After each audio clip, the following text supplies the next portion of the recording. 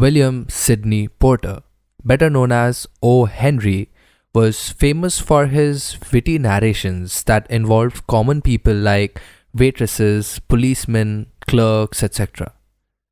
His style of adding surprise plot twists is widely revered. One such story of his that gives us ample idea about his genius is After 20 Years. It's 10 o'clock in a largely deserted street in New York, and most people have closed their businesses and have headed home. A cop on his night duty is checking whether all the doors are properly locked when suddenly he spots a man standing by a shop. On seeing the cop, the man immediately clarifies to him that he is there to meet a friend of his, Jimmy Wells, who is promised to meet him at the same place 20 years ago. He says that there used to be a restaurant there named Big Joe Brady's, where they had their last dinner together. The next day, he had decided to move on to the west in search for a job, while Jimmy had decided to stay back because apparently for Jimmy, New York was everything.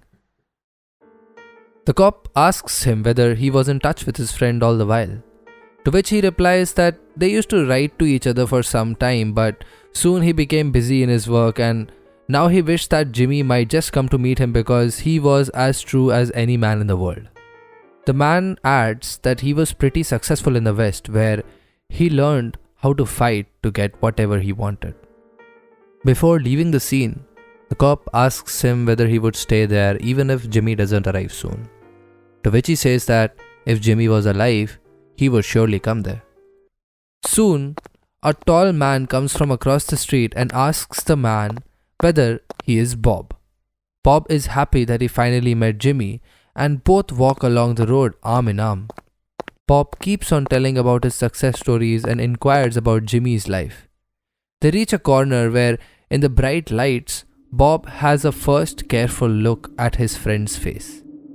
He is startled and says that even though 20 years is a long time, it is not long enough to change the shape of a man's nose. It sometimes changes a good man into a bad one, says the tall man, and informs Bob that he is under arrest. The Chicago police had warned them about Silky Bob and told them that he might arrive in New York anytime. Before taking him into his custody, the man tells him that he has a note that a cop named Wells asked to give to him.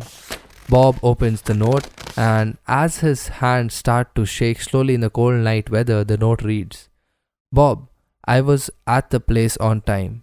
I saw the face of the man wanted by Chicago cops.